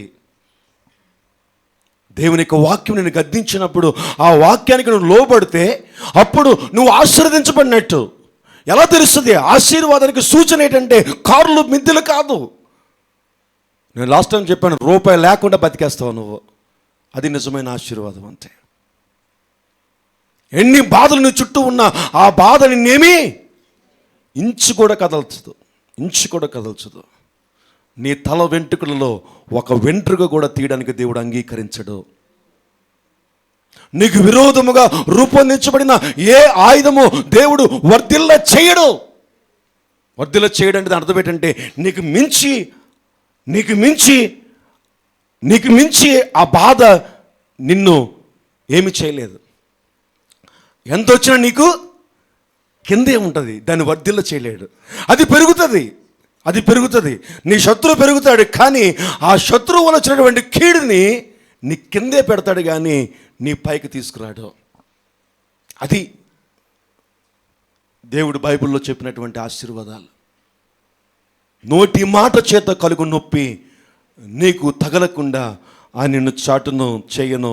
చాలా అద్భుతమైన మాట లాస్ట్ వర్స్ చెప్తాడు. చెప్పాలి గట్టిగా చెప్పాలి ఒకసారి అందరూ కూడా. ప్రళయము వచ్చినను. ఇప్పుడు చెప్పండి, యోబు ఆశీర్వదించబడినవాడా కాదా? ఎస్. కాబట్టే రెండింతలు పొందుకున్నాడు. ఆశీర్వదించబడినవాడు ఎవడైనా సరే ప్రతి శ్రమ వెనకతల రెండింతల ఆశీర్వాదం ఉంటుంది. ఆ శ్రమ వెనకతల వాక్యం ఉంటుంది. నా ప్రియ దేవుని సంగమా, ప్రళయము వచ్చినా సరే నువ్వు దానికి భయపడలేదు యోబు. శరీరం అంతా పాడైపోయిన, కళ్ళెదుటే కని పెంచి పెద్ద చేసినటువంటి పిల్లలు చనిపోయినా, కళ్ళెదుటే ఆస్తి అంతా వెళ్ళిపోయినా భయపడలేదు, తొట్టిల్లలేదు. దేవుని పాదాలు పట్టుకుని ఉన్నాడు. తన భార్య కూడా ఇంకా చాలు అన్నప్పటికీ కూడా, కాదు దేవుని కొరకు మేలే కానీ నేను కీడు అనుభవించతగదా అని దేవుని పాదాలు పట్టుకున్నాడు. అది విశ్వాసం అంటే, అది నిజమైనటువంటి ధన్యత అంటే. ఆయన యోబు దేవుడు ఒక్కటిగా ఉన్నాడు. యోబు ఒకటే అనుకున్నాడు, ఈ లోకము ఎన్ని వచ్చినా ఎన్ని పోయినా చివరికి నేను నా దేవుడు మాత్రమే మిగిలి ఉంటాం. ఆమేన్. ఆయన ఇచ్చాడు. దాని అనగా అర్థం ఏంటి? ఎంత ధైర్యం, ఎంత నమ్మకం. ఆయన ఇచ్చాడు, ఆయన తీసుకున్నాడు. ఆయన నాతోనే ఉన్నాడు, నేను ఆయనతోనే ఉన్నాను. ఆమేన్. హల్లెలూయా. ఇది పోయింది, ఇది వచ్చింది పోయింది, కానీ ఆయన నాతో ఉన్నాడు, నేను ఆయనతో ఉన్నాను. అది ఆశీర్వాదానికి గొప్ప కార్యము. నా ప్రియ దేవుని సంగమా, నువ్వు దేవునితో ఉండాలి, దేవుడు నీతో ఉండాలి. ఆయన వాక్యము ఏదో ఆచార ప్రకారంగా చేసుకుంటూ వెళ్ళిపోవడం కాదు. అందుకనే ఈ రోజున నీ బలహీనతకి గల కారణము ఎంతోమంది నీ మీద ఏలుబడి చేస్తున్నారు. ఎందుకు అంటే నీవు వాక్యము శక్తి చేత నిలబడడానికి నువ్వు ఇష్టపడలేదు. నేను అంటాను, ఇంకా ఆచార సంబంధమైన క్రైస్తవత్వమే ఒక నీలో ఉంటే దాన్ని తీసుకోమని బైబిల్ చెప్తుంది. నేను చిన్న మాట చెప్పి నేను ముగించేస్తాను ఈరోజు. ఆదికాండం 12వ అధ్యాయము. ఆదికాండం 12వ అధ్యాయం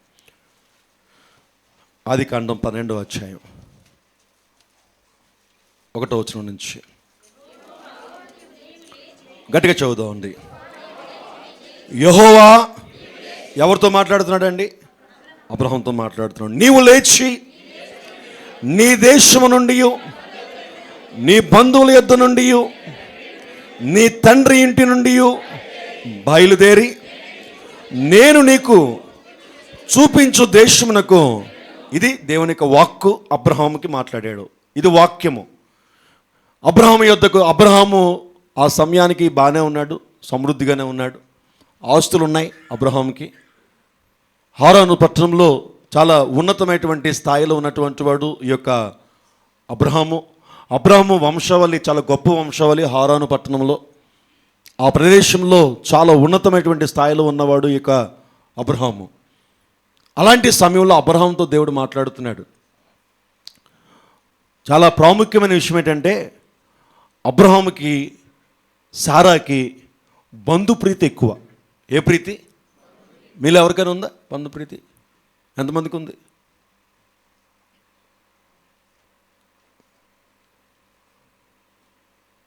కొంతమందికి లేదు. ఇచ్చి బంధుప్రీతి ఉంది. ఎవరికి? అబ్రహాంకి సారాకి, ఇద్దరికి బంధుప్రీతి ఉంది. మనకి తర్వాత అధ్యాయంలో కనిపిస్తుంది వాళ్ళకి ఎంత బంధుప్రీతి ఉందో, వాళ్ళు బంధువుల్ని ఎంతగా ప్రేమిస్తారో, వాళ్ళు బంధువులతో బంధుత్వాన్ని కలుపుకోవడానికి ఎంత ఇష్టపడతారో మీకు తర్వాత అధ్యాయంలో మనకి అబ్రహాం స్టోరీ చదివితే మీకు తెలుస్తుంది. అబ్రహాం సారా జీవితాన్ని నువ్వు జాగ్రత్తగా గమనిస్తే ఈ బంధుప్రీతికి అనేటువంటి ఇతని దగ్గరికి వచ్చి అంటున్నాడు, నీ బంధువులను విడిచిపెట్టే అంటున్నాడు. అబ్రహాముకి తన తల్లిదండ్రుల కుటుంబం అంటే, అన్నదమ్ముల కుటుంబం అంటే చాలా ఇష్టం, ప్రాణం. తన తండ్రి ఇల్లు అంటే చాలా ప్రాణం. ఎంతమందికి తండ్రి ఇల్లు అంటే ఇష్టం? పెళ్ళి అయినా సరే తండ్రి ఇంటికి వెళ్ళిపోతున్న వాళ్ళు ఎంతమంది ఉన్నారు? నేను ఎంతమంది తిట్టానో తెలియదు మన సంఘంలో. పెళ్ళయి భర్తను పెట్టుకొని పిల్లల్ని పెట్టుకొని వదిలేసి వెళ్ళిపోతూ ఉంటారు. సంవత్సరానికి ఒకసారి అండి 2 నెల రోజులు వేసేస్తారు. ఈ నెల రోజులకి వీళ్ళకి భోజనం ఉండదు, ఏముండదు. తండ్రి ఇల్లు బైబిల్ అంటుంది, వివాహము ఇద్దరు కూడా భార్యాభర్తలు కూడా తల్లి ఇంటిని తండ్రి ఇంటిని విడిచిపెట్టి రావాలి.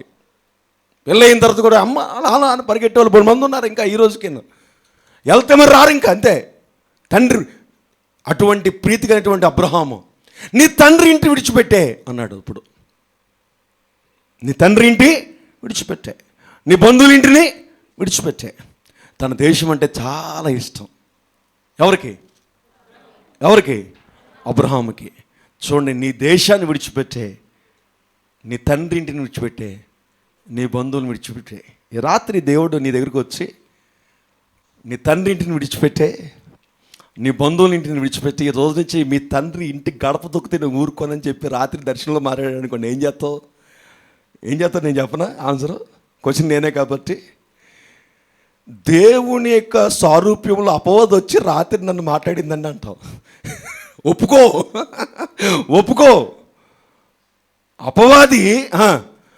అపవాది దేవుని ఆత్మరూపంలో వచ్చి నాతో మాట్లాడి నన్ను ఇబ్బంది పెట్టిందండి. దేవుడు ఎప్పుడైనా సరే అందరిని విడిచిపెట్టేస్తే విడిచిపెట్టేమన్నాడు ఇక్కడ. ఇది వాక్కు. విడిచిపెట్టేస్తే ఇప్పుడు అన్నాడు, నిన్ను గొప్ప జనముగా చేసి నిన్ను ఆశీర్వదించి. జాగ్రత్తగా గమనించాలి, ఆశీర్వాదములు కాదు, నేను ఆశీర్వదించబడాలి. చెప్పండి ఒకసారి. ఆశీర్వాదముల కొరకు చూడకండి, నేను ఆశీర్వదించబడాలని చూడండి. ఆశీర్వాదములు నీ వెనకాతలు వస్తాయి.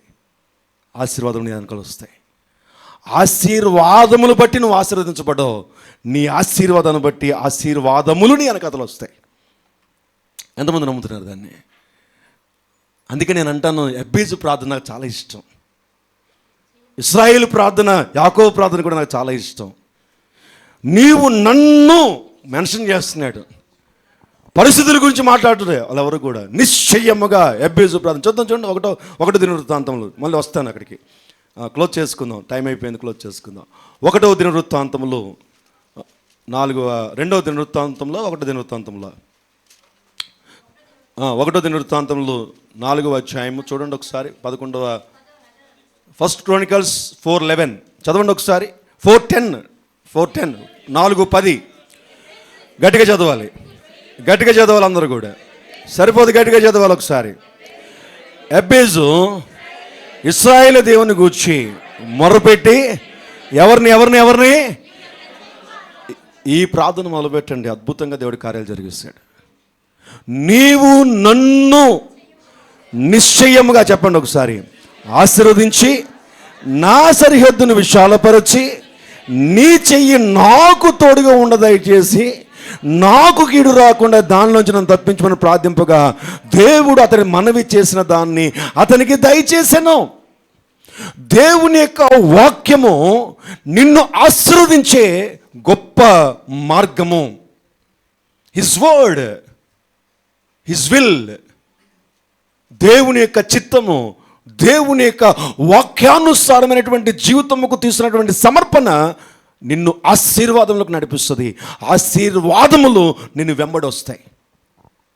నీకు కావలసినవన్నీ ఆల్రెడీ దేవుడు ప్రిపేర్ చేశాడు. వెన్ యు ఆర్ బ్లెస్డ్, ఎప్పుడు నువ్వు ఆశీర్వదించబడ్డావో అవన్నీ నువ్వు పొందుకుంటావు. నువ్వు వాటి గురించి అడగక్కర్లేదు. నీకు ఏ సమయానికి ఎప్పుడు ఎక్కడ ఏది కావాలో దేవునికి తెలుసు. ఒక విషయం చెప్పమంటారా, అవి ఆల్రెడీ ప్రిపేర్డ్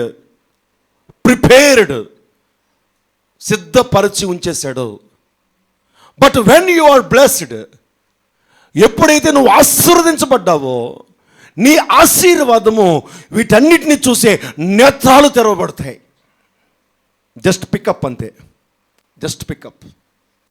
దానికి కన్నీరు అక్కర్లేదు, దానికి ఏడుపు అక్కర్లేదు, దానికి ఉపవాసాలు అక్కర్లేదు. బట్ ఉపవాసము కన్నీరు వాక్యానికి కావాలి. నువ్వు ఆశీర్వదించబడడానికి నీకు ఉపవాసం కావాలి. నువ్వు ఆశీర్వదించబడడానికి నీకు కన్నీరు కావాలి. ఎందుకో తెలుసా, నువ్వు ఆశీర్వదించబడడానికి వాక్యమే ఆధారమై ఉంది. దేవుని యొక్క వాక్యము చేత నువ్వు ఆశీర్వదించబడతా. ఈ ఆశీర్వాదం ఏం చేస్తుందంటే, ఏ ఆశీర్వాదము, నువ్వు ఆశీర్వదించబడితే అద్భుతమైన కార్యాలు జరుగుతాయి. ఏం కార్యాలు జరుగుతాయి చెప్పనా? అక్కడే ఎక్స్ప్లెయిన్ చేశాడు. ఎక్కడ? ఆదికాండం 12వ అధ్యాయంలో. నిజంగా నువ్వు ఆశీర్వదించబడితే, ఇప్పుడు యోబు నుంచి అబ్రహాం దగ్గరికి వద్దాం. నువ్వు నిజంగా ఆశీర్వదించబడితే ఏమన్నాడంటే నిన్ను దూషించువారని, నిన్ను ఆశీర్వదించువారని నిన్ను ఆశీర్వదిస్తాను. వారిని ఆశీర్వదిస్తాడట. ఎవరైనా సరే, వాడు చాలా పేదగా ఉన్నాడు అనుకోండి, వాడు చాలా బలహీనంగా ఉన్నాడు అనుకోండి, ఆశీర్వదించబడినటువంటి నీ దగ్గరికి వచ్చి నీకు క్షేమం కోరితే చాలు, దేవుడు వారిలోనికి వెళ్ళిపోయి వారిని ఆశీర్వదిస్తాడట. ఎవరైతే నిన్ను ఆశీర్వదిస్తున్నారో, ఎవరైతే నీకు నమ్మకం, చూడండి అక్కడ ఏమన్నాడంటే నిన్ను ఆశీర్వదించువారని. అంటే దాని అర్థం ఏంటంటే నీ క్షేమము కోరేవారికి క్షేమం కలుగుతుందట. అంటే నీకు ఎవరైతే నీ చుట్టూ ఉండి నీ క్షేమాన్ని కోరుతున్నారో వాళ్ళు కూడా దేవుడు దీవించేస్తూ ఉంటాడట. ఒక మంచి మాట నీకు చెబితే చాలట, ఆటోమేటిక్గా వారిని కూడా దీవించేస్తాడట.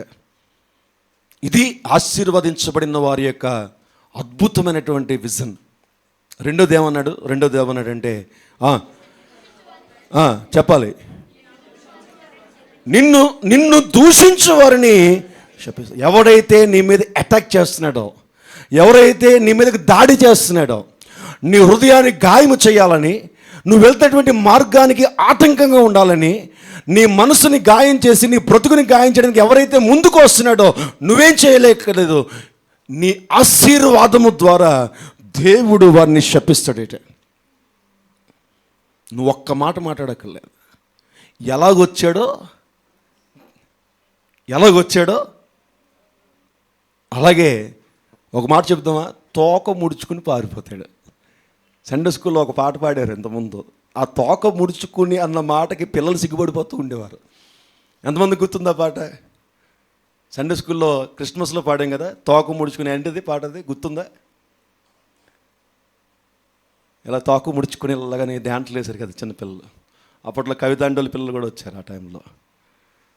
తోక ముడుచుకుని పారిపోతాడు. అపవాది కాదు, ఎవడైతే నీకు అటాక్ చేస్తున్నాడో, ఎవరైతే నీ గురించి వ్యతిరేకంగా మాట్లాడుతున్నారో, ఎవరైతే నీ యథార్థతను గమనించకుండా, నీ నీతిని గమనించకుండా, నీకున్నటువంటి ఉన్నతమైనటువంటి స్థాయిని గమనించకుండా నోటికి ఏది వస్తే అది మాట్లాడి, ఎలా పడితే అలా మాట్లాడి నిన్ను హెచ్చరించి, నిన్ను గద్దించి నీ జీవితాన్ని పాడు చేస్తున్నారో నువ్వేం చేయకల్లా. నువ్వేం చేయాలో తెలుసా? ఒకటే, ప్రభువా నేను ఎక్కడ తప్పిపోయినా అక్కడ సరిచేయను. ఆయన ఎక్కడ తప్పిపోయినా అక్కడ సరిచేయ ప్రభువా. ఎక్కడ నీ వాక్యాలు తప్పిపోయినా మనం సరిచేయి.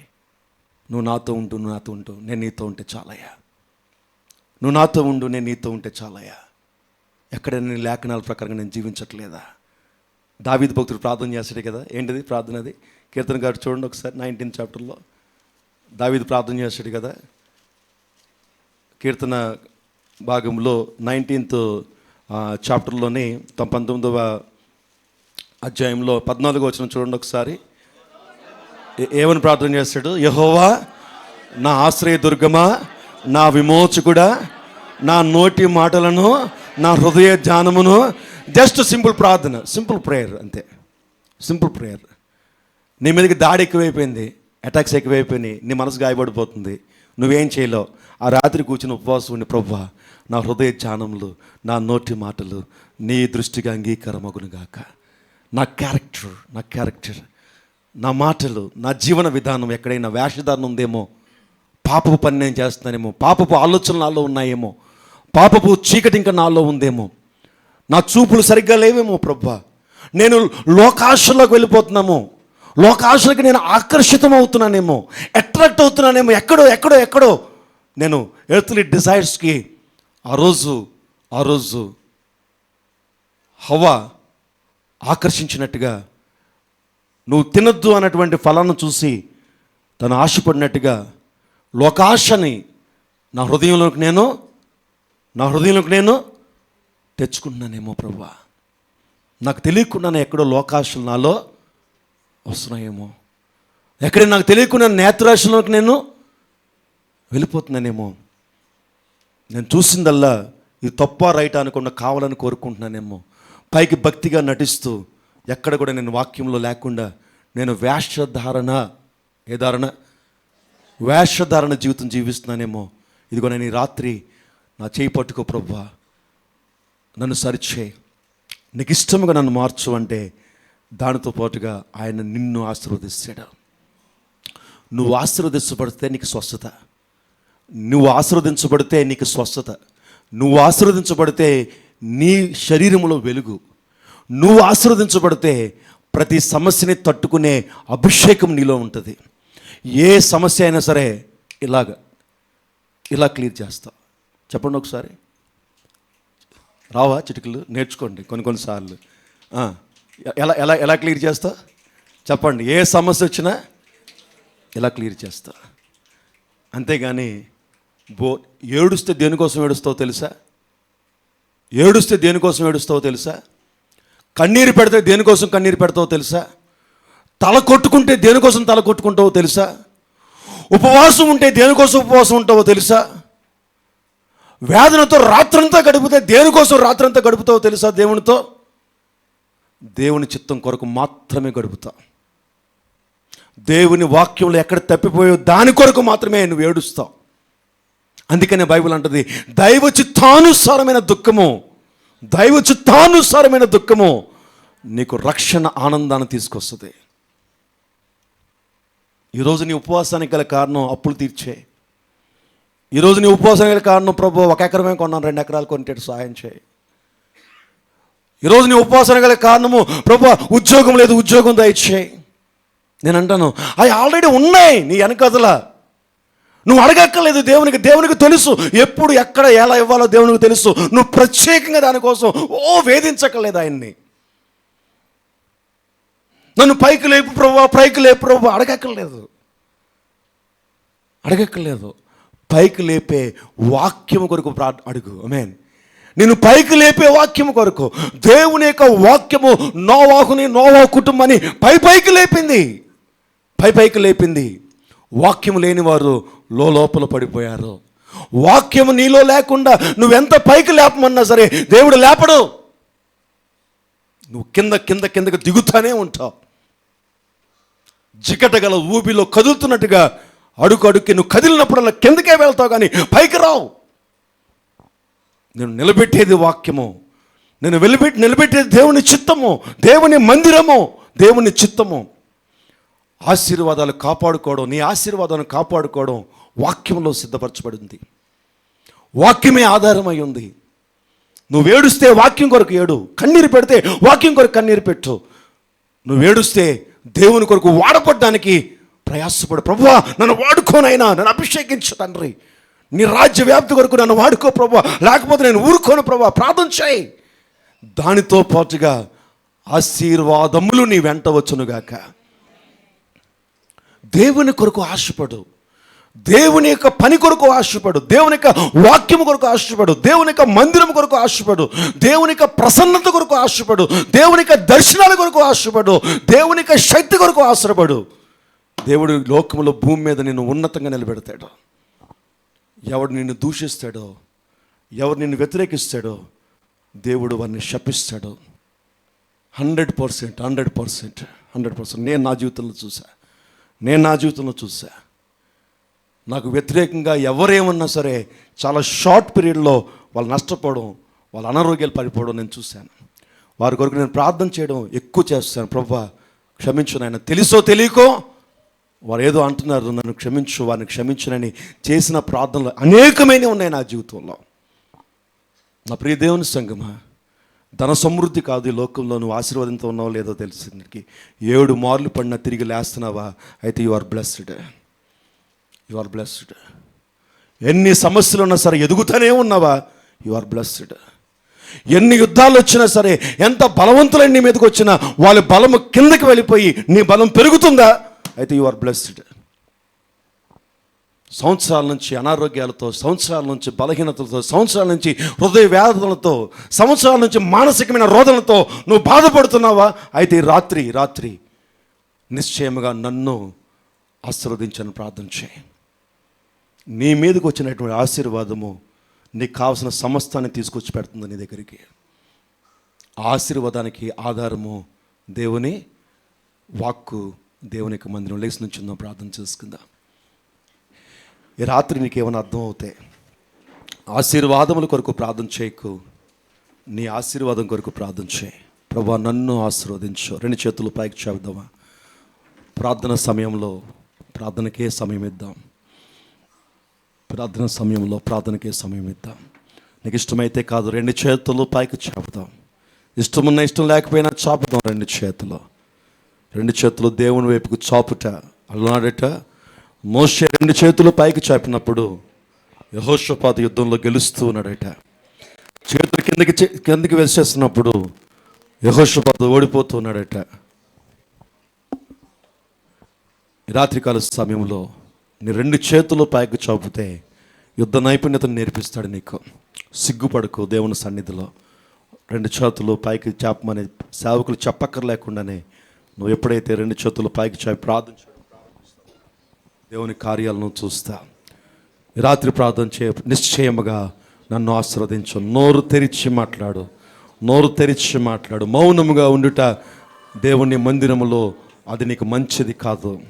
దేవుని మందిరములో నోరు తెరిచి మాట్లాడు. నీ పక్కవాడు ఏమైపోయినా నీకు అనవసరమో, నువ్వు దేవుని వైపు చూడయా, నిశ్చయముగా నన్ను ఆశీర్వదించు, నిశ్చయముగా నన్ను ఆశీర్వదించు చెప్పగలవే రాత్రికాల సమయంలో. అయ్యా నిశ్చయముగా, అయ్యా నీ ఆశీర్వాదములతో నన్ను నింపు. కాదు, నన్ను ఆశీర్వదించు నాయనా. అయ్యా నేను ఆశీర్వదించబడుటకు ఆధారమైన వాక్యములో ఎక్కడైనా నేను నిర్లక్ష్యము చేసినట్లయితే చెబుదాం, నాతో పాటు చెబుదాం. ఎక్కడైతే అయ్యా నీ ఆశీర్వాదమునకు ఎక్కడైతే ఆధారమైన నీ వాక్యమును నేను నిర్లక్ష్యము చేసినట్లయితే, ఇది రాత్రి నా చేతులు ఎత్తుతున్నాను నాయన, నన్ను క్షమించు. ఆ పాపము బ్రతుకు నుంచి నాకు విడుదల కలుగును గాక. ఈ రాత్రి మనస్ఫూర్తిగా ప్రార్థన చేసి నువ్వు వెళ్ళు. నీ ఆశీర్వాదము నీ ప్రతి సమస్య నుంచి నేను నిలబెడుతుంది బయటికి. అయ్యా సమస్య నుంచి నేను విడిపించు, ప్రార్థన చేయక్కర్లేదు. అయ్యా నీ వాక్యంలో నిలబెట్టు, అదొకటి చాలు. అన్ని సమస్యల నుంచి నీకు విడుదలే. ఒక నోవాహు ఆ విధంగా విడుదల పొందుకున్నాడు, ఒక యోబు ఆ విధంగా విడుదల పొందుకున్నాడు, ఒక అబ్రహాం ఆ విధంగా విడుదల పొందుకున్నాడు. ఈ రోజున అబ్రహాము వారసత్వపు హక్కును క్రీస్తు సంబంధులమైన నీకు నాకు ఇచ్చాడు. ఆ ఆశీర్వాదమే కానీ వేరే ఆశీర్వాదము దేవుడు ఇవ్వడు. ఏంటి ఆశీర్వాదం అంటే? యెహోవా ఆశీర్వాదం నీ మీదకి వచ్చినప్పుడు ఎవరైనా నీకు వ్యతిరేకంగా మాట్లాడితే, నీకు విరోధంగా రూపొందించబడిన ఏ ఆయుధము వర్ధిల్లకుండా చేసేది నీ ఆశీర్వాదము. నీ ఆశీర్వాదం ఎలాగుంటుందంటే, కునుకడు నిద్రపోడు అన్నట్టుగా దేవుడు కునుకకుండా నిద్రపోకుండా నిన్ను కాపాడేది నీ ఆశీర్వాదము. దేవుని చేత కాపాడబడే జీవితం నీ ఆశీర్వాదము. ఏ దొంగ వచ్చినా, ఏ దోషకుడు వచ్చినా, ఏ అపహాసకుడు వచ్చినా ఆయన అంటాడు నా కన్నుగుడ్డును తాకిన వాడిగా నేను చూసుకుంటాను అని అంటున్నాడు. ఎవరైతే ఆశీర్వదించబడ్డారో దాని యొక్క లక్షణం ఏంటో తెలుసా? ఆయన చేతిలో నువ్వు చెక్కబడినటువంటి అనుభవంలోకి నువ్వు వెళ్తావు. ఈ రాత్రి నిజముగా దేవుని చేతిలో నువ్వు చెక్కబడ్డావా? అందుకు తగిన విధముగా వాక్యాన్ని అనుసరిస్తున్నావా?